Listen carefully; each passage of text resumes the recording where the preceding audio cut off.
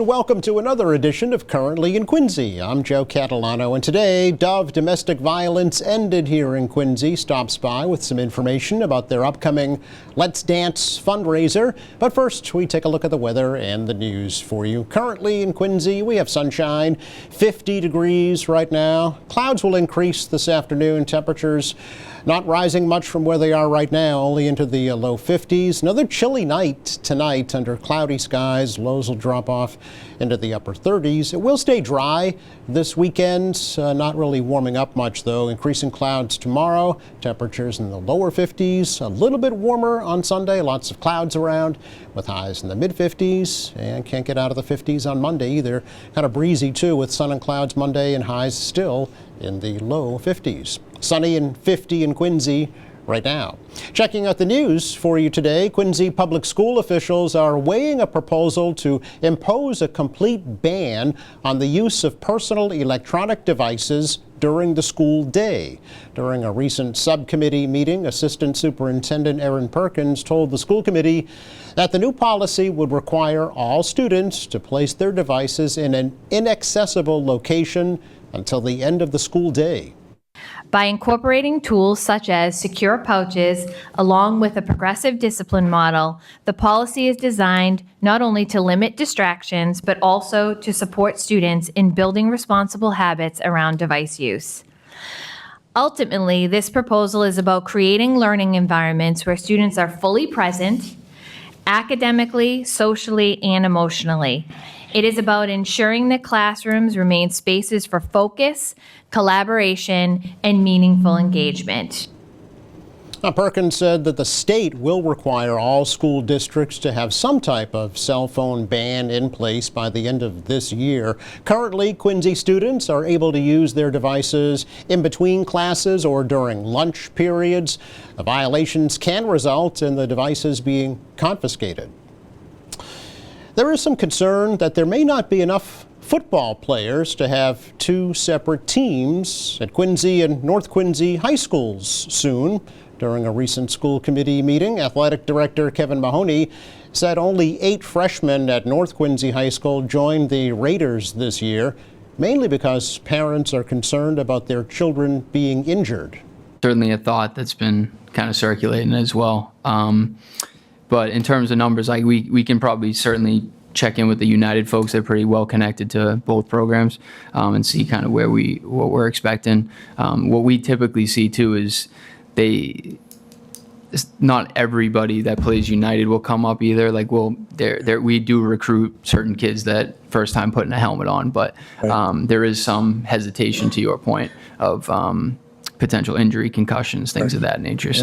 So, in the alternative, their boys soccer program is heavy, so it maybe it's just the type of the kid that what they're playing in youth right now, and then when they're coming up, they're just sticking with that sport. So we can look at the youth numbers for sure to kind of see the outlook similar to what we did with hockey. Yeah. Right. Mahoney also said private schools have been recruiting their best players away from Quincy schools during their sophomore year, further depleting the teams.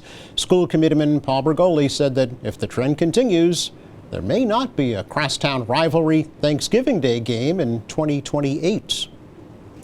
City of Quincy would receive about $2.5 million for road and sidewalk repairs under the proposed state budget. State Representative Jackie Chan of Quincy said the local aid figure has been relatively constant over the past several years. So we call it Chapter 90 because part of the general laws, Chapter 90 involves anything involving transportation issues. So the city will get about $2.5 million, give or take, out of a $3 million bond. Plus, we set aside some money for a shovel-ready and emergency projects. So in case there's a disaster happens, there's some bond money readily available by the governor to disperse immediately in case there's like a flooding mudslide, which actually has happened in the past in Western Mass. Mudslide wipes out whole roads, and you got to get something in there today to keep access open. Thankfully, we live in Quincy. We don't really have those major problems unless you have a nor'easter just wipe out like C Street or wipe out like West Quantum Street or something like that. But even then, emergency management is very good here. And, you just basically pump it. You don't have literally the road just disappear. The legislature is currently reviewing the proposed $63.3 billion state budget, which takes effect July 1st. Quincy firefighters struggled to get access to a two-alarm blaze at the New England Fertilizer Company at the Quincy shipyard last Friday morning. The fire broke out in some metal duct work at the plant on South Street. Firefighters cut open those ducts to douse the blaze. One firefighter did suffer a steam burn. The company dries out sludge from the Deer Island sewage treatment plant and converts it into fertilizer. Fire Chief Gary Smith says the overheated fertilizer residue started the fire. The plant had to shut down last weekend. It did reopen this past Monday. There have been several similar fires at that facility over the past several years. A total of 17 people have been charged in connection with a street takeover in Randolph last October. Police say an extensive investigation has identified the suspects involved in that incident that occurred at the intersection of North Main and Oak Streets in the early morning hours of Sunday, October 5th. Over 100 people were involved in this takeover. That's where officers were blocked from the intersection while drivers performed stunts for social media. Police say they accessed Instagram accounts and used video from dash cams and surrounding businesses to identify the suspects. Perpetrators encouraged spectators to block police officers from the scene, and they set off firecrackers on the cruisers and at the intersection during this takeover. Investigators believe many of the suspects were involved in other street takeovers that same night in several surrounding communities, including in Boston, where a police cruiser was set on fire. The suspects range in age from 19 to 31. They're from communities in central and western Massachusetts, Rhode Island, Connecticut, New York City, New Hampshire, and Maine. They face charges that range from motor vehicle violations to interfering with a police officer to disorderly conduct. 4 of the suspects were arraigned this past Wednesday in Quincy District Court and released on bail. Police say the investigation remains open and active. Well, Millie Cox of Quincy has died. One of the first women to join the U.S. Marine Corps died this past Wednesday at the age of 102. Cox joined the military on her 20th birthday and served in the Marine Corps Women's Reserve. After her discharge in 1946, Cox worked for the Quincy Public Schools and became head clerk of Quincy Veterans Services, the first female clerk there. She was also a lifetime member of the Marine Corps League, the Women's Marine Association, and a member of the Morissette Post here in Quincy. Millie's honored at Quincy Navy Park out at Marina Bay, where she spoke at the dedication ceremony 2 years ago. She's survived by her 7 children, 17 grandchildren, and 23 great-grandchildren. Her husband, a Navy veteran, died in 2017. Funeral arrangements have not yet been announced. That is our check of news for you today. Coming up, Dove Domestic Violence ended here in Quincy, getting ready for their annual Let's Dance fundraiser. We'll get all the details coming up next.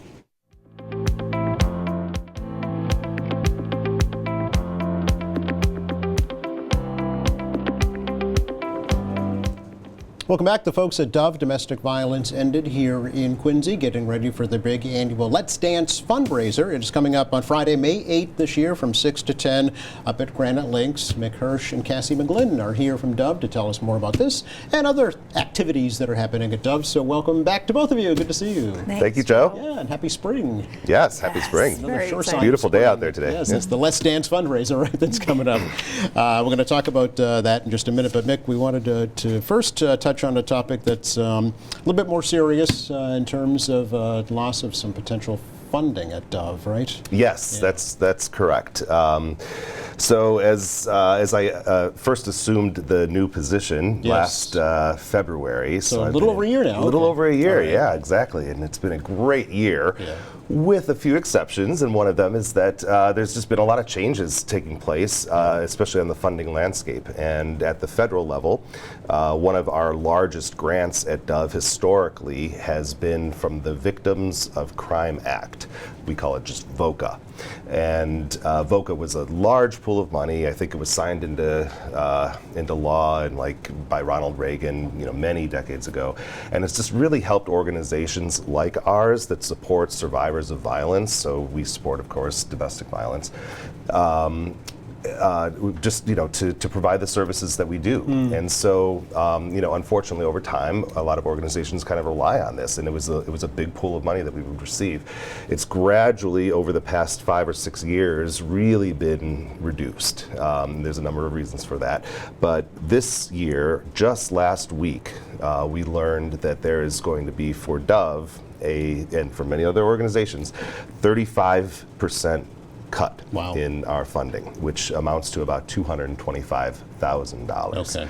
For a small nonprofit organization, that's a lot. Yes. And so that's something that, as executive director, of course, I have to think about very seriously. And how do we troubleshoot that? And how do we really kind of build a coalition of our own of supporters to maybe help us through this difficult time? Yeah. Have you reached out to state agencies at all to seek some assistance? So yeah, that's a great point. So there's a coalition of organizations like ours, domestic violence and sexual assault service organizations, that is called Jane Doe, and Jane Doe is a great advocate for this sort of thing. So they've actually advocated to the state legislature.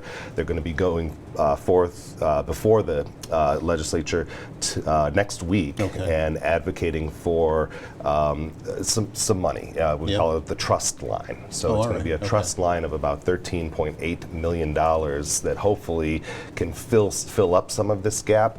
But the problem is, you don't want to just constantly be putting Band-Aids on things. Right. You want to be, you want to get to the point where you can have a real sustainable, situation. Sure. Not just for my organization, but for others. Of course, yeah.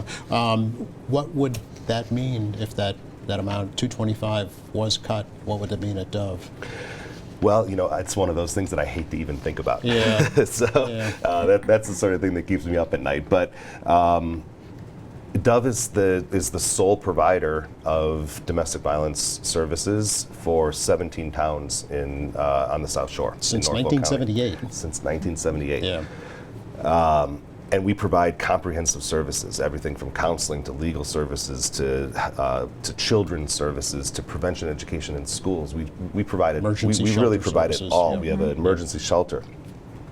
We provide it all, which is great, and that's one of the things that we're so proud of, because it really does help survivors to be able to come to one place and get all of the services they need. Literally can be life and death, right? Exactly, Yeah, absolutely. It's not an overstatement. Yeah, and the 24-hour hotline Yes. is one of the things that we operate. That and I mentioned to you earlier that just before the show that just this morning I met someone who said, I almost needed to call that hotline, and I was this close to doing it.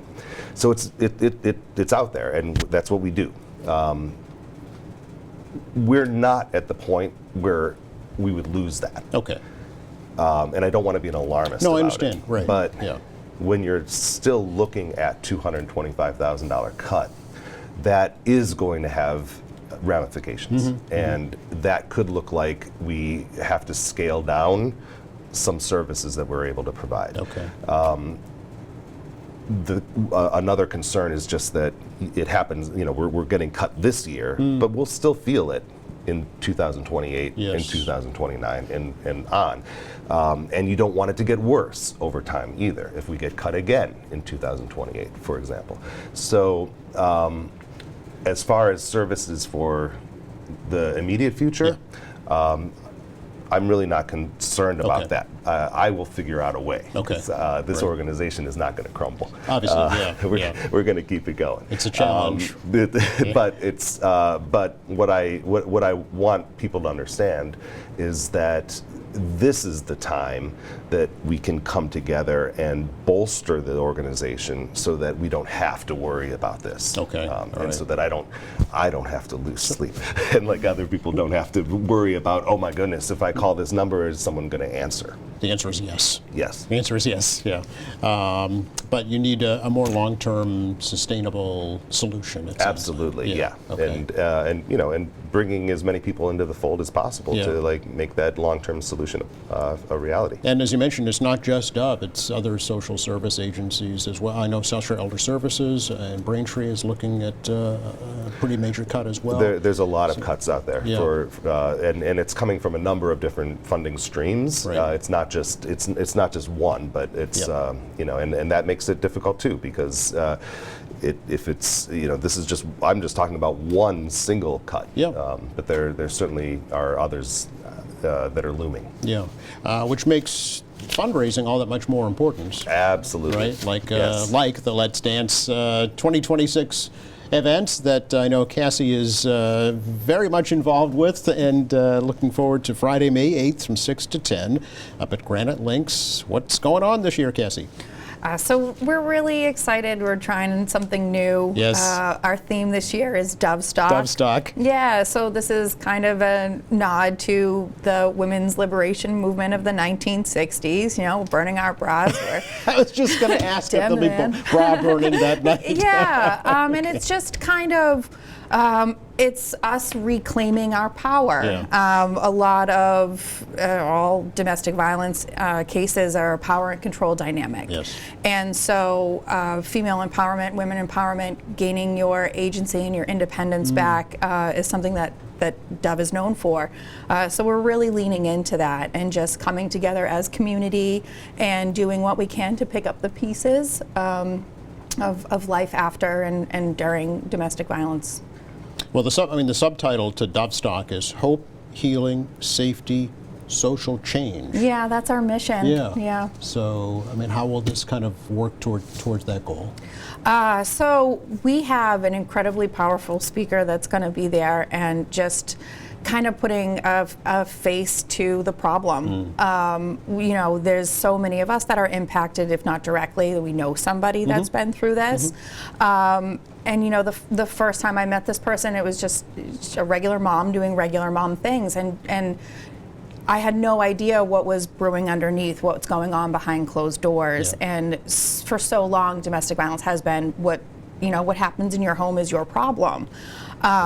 So we're making it okay to exist. Yeah. And to talk about it, right? Yeah. And giving people a safe space. We're giving them hope. We are the light at the end of the tunnel. There are so many people that just feel like they're alone and they're going through this by themselves, and we're here to say, no, you're not. And we're gonna make changes together, because community is how we'll all thrive. That's part of the social change aspect of it, right? Is to remove the cloak of secrecy, right? Speak about it in public. Yeah, and I think that we do a lot of that with our education and prevention programming.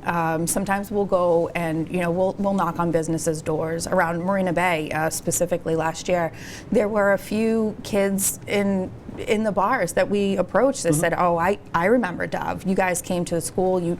You taught us what it means to be in a healthy relationship and what that looks like, and how we're just kind of shaping the future generation and to take care of each other and Yeah, that must be rewarding to hear that, and Mick, for you as well. Both of you are pretty new at Dove right now, but to hear that the name Dove is synonymous, with help, right, with assistance with domestic violence. You've almost become, kind of the brand name for go-to help in this particular instance.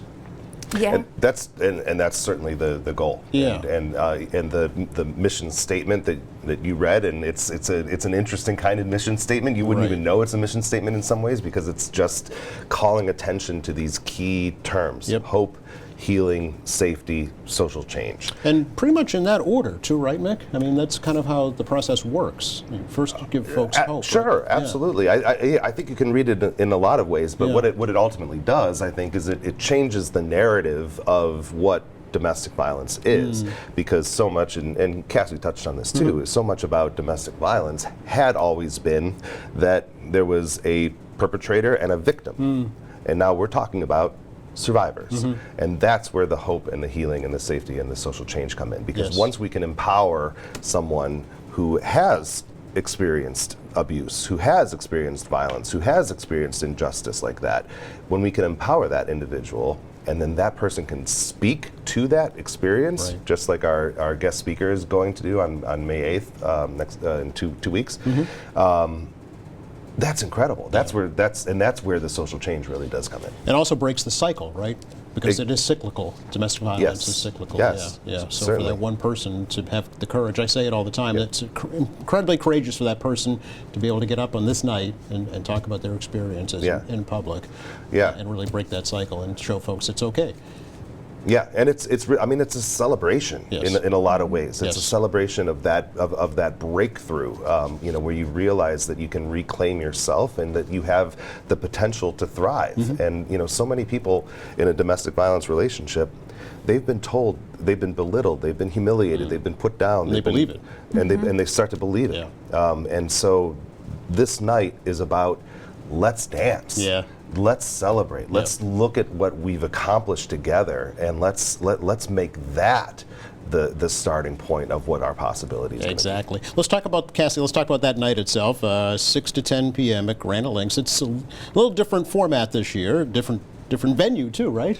Yeah, so same Granite Links, everybody's favorite beautiful view of the city and sunset. We're going to be in the pavilion tent, which is just a stunning location. A lot of people hold their weddings there, so we're just really excited, carry the torch, and we'll have plated dinners. Just a nice sit down, very kind of formal. Dancing, again, really celebrating success and survivorhood. Yes, well, it's appropriate if the theme is Dovestock. To have it outside is appropriate. Let's hope the weather isn't like it was at Woodstock. Yeah, right, a little less muddy. Yeah, exactly. Is there live entertainment? We're going to have a DJ. Okay. We're going to, good mix of modern hits and 60s throwbacks. Okay. So this event is, I think it was started as somebody's 60th birthday party. Just to get the girls together and celebrate, and it's about 18 years running, so we just want to just celebrate, and I think that we'll do that. We have a silent auction. I was just going to say, let's talk about raffles. the particulars. Do you have any, can you give us any highlights of the auction items or raffle items? Oh yeah, we're really excited. So we've got somebody donated a flight for us. Okay. We have some really cool items like a Taylor Swift autographed guitar, my personal favorite autographed Leo Messi jersey, and then we have some really cool stuff that was donated from local businesses. So we really like to honor the community that that we support so much, and a lot of them will donate stuff to us that we can happily auction off. A lot of the restaurants and stuff around here. The Fuji Group, they're always really good to us. Super. So we'll have they're going to do desserts for us, which is very special. Nice. Okay. So yeah, just. Is it a live auction or a silent auction? Just silent auction. Just silent auction. Yeah. Okay. And raffles that night? Yes. Okay. And do you have to be present to win? You don't. You do not. You do not. And you would like folks to RSVP, yes? Yes, please. Just so we make sure we have room for everybody and food for everyone. About how many folks are you anticipating? About 150. Wow, okay. Yeah. And do we have any kind of fundraising goal for this event, Mick or Cassie? So we do have a $150,000 fundraising goal. Okay. We'll always take more. We have some incredible support already. How can I even say, like the Flatley Foundation they're just so supportive of us, and we're just so grateful for their sponsorship every single year. And so we're really close, but we'll take more. Oh, of course, yeah, absolutely. It is 501c3 nonprofit, so donations are tax deductible. I'd like to always point that out as well. And Mick, do the funds raised at Let's Dance go to any particular program at Dove, or is it for overall operating? This will be general operating costs. Okay. But for an organization like ours, so much of what we do is just directed into programmatic activities. Yeah. I mean, it's like staff salaries are the counselors that are providing the counseling and that sort of understand, thing. yeah. So yeah, so it's 100% general operating funds, but it's well stewarded money.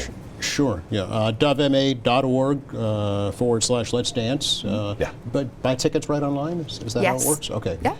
Or, latecomers won't be turned away, of course. Correct. Donations are always accepted too, right?